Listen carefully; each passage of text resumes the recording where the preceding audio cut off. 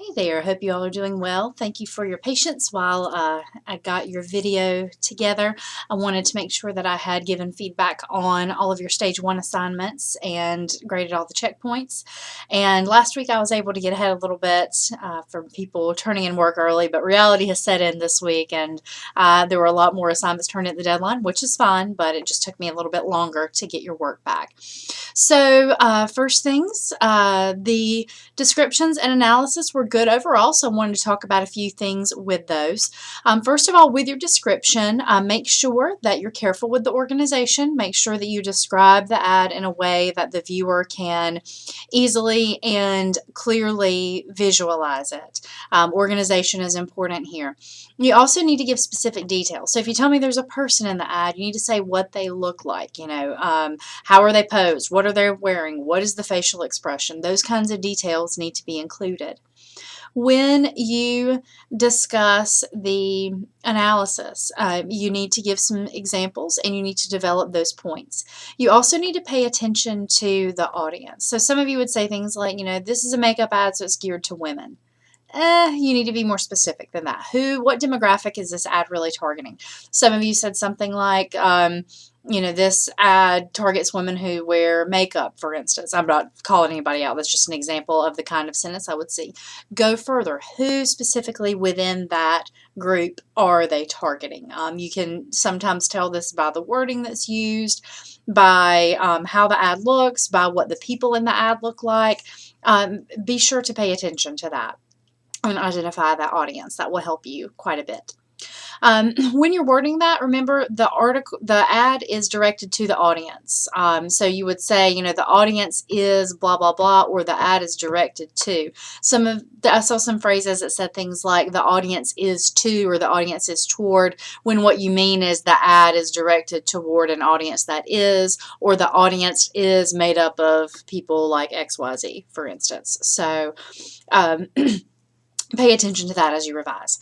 So, of course, the next piece here is going to be creating your introductory paragraph and your evaluation paragraph. So, let's start with that evaluation paragraph, and then we'll circle back to the introduction. So, the evaluation paragraph, essentially, you're just summing up why this ad does or does not do a good job reaching its audience. And that should be a pretty easy conclusion to write up based on what you've already discussed in your analysis. Now, with the introduction. With your introduction, you need to do a couple things. A good introduction should get your reader's attention in a reasonable way, and it should lead the reader to your thesis. Now, you do not always have to have your thesis statement at the end of your paragraph, but I find that it's a really good way to organize your introduction. If you sort of think, and I'm gonna get artsy here. Hang on, I'm gonna draw you a picture. I should have done this before I got on here with you, but I do my videos like I teach in the classroom. I do some things on the fly here and there, so I try to keep it authentic. So you're also about to see why I'm not an art teacher. Hey, check out my triangle. Okay, so I want you to think of your introduction like a triangle. So up here is general audience land, where your reader, where your viewer is hanging out. And down here is your thesis, which is going to be the gateway to your essay. Okay, so your thesis should be fairly specific. Your thesis is the main idea of your essay. Now, the purpose of this essay was to determine whether an advertisement successfully reaches its audience or not. Your thesis statement should answer that question. If you want a template, the ad successfully reaches its audience because blah, blah, blah, blah, blah. The ad does not successfully reach its audience because blah, blah, blah. There's your thesis statement. Okay? Just take that as a template that you can work with. If you've got a much better thesis statement, awesome, use it, go for it. This is what we call a working thesis statement, kind of a placeholder while we work on how we want to say this exactly. So what we want to do then is figure out how to get our reader into the essay. There are a lot of different ways we could do it. You could talk maybe generally about advertising. You could mention how particular products are sold, how companies spend a lot of money on advertising. There are a lot of different ways that you could open this essay up. For this essay, this is your first essay for me, I'm not asking for much. When you look at the rubric, which is in this week's folder, the rubric is going to show you that your introduction and thesis are only worth 5 points. That's it. 5 points.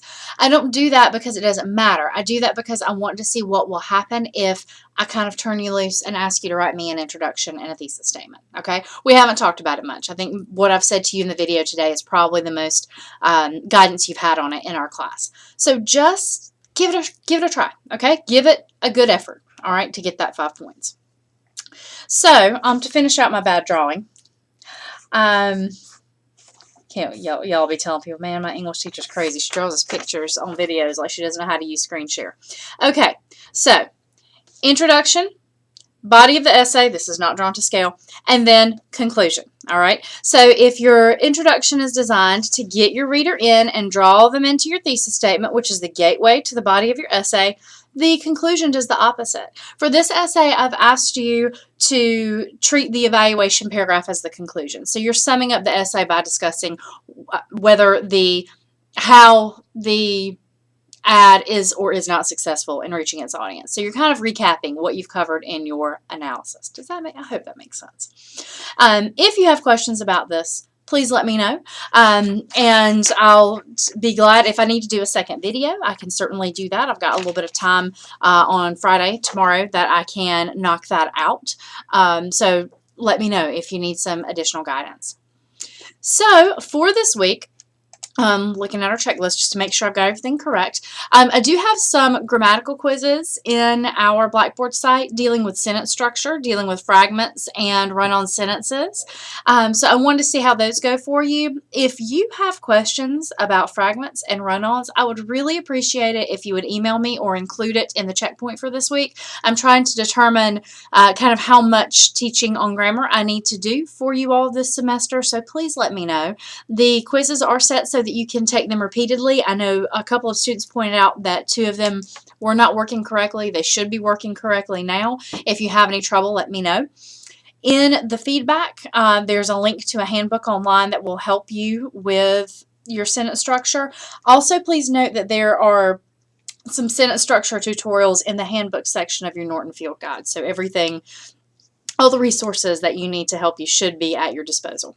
So this week, all you have, I say it like it's nothing, right? All you have are your quizzes, completing the ad evaluation, and submitting it to the assignment link and the Turnitin link. Please make sure you put it on the submission link and the Turnitin link, and your checkpoint, and that's it.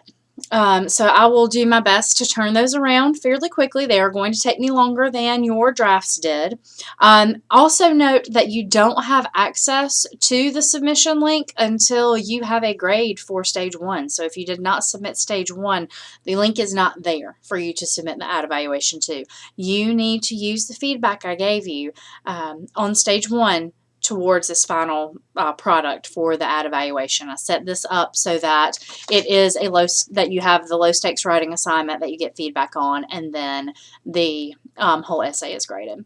Be sure to look at the rubric. The rubric can work as a checklist for you. I have points laid out on it so you can see exactly where the grade comes from. I try to keep my grading as clear and objective for you all in English 1, everywhere really, but in English 111 especially, so you can see the points layout there. I hope this is helpful. I hope you all are having or have had, depending on when you watch this video, a good Valentine's Day. I hope you have a good weekend. If you have questions, if you need help, as always, please let me know. Take care.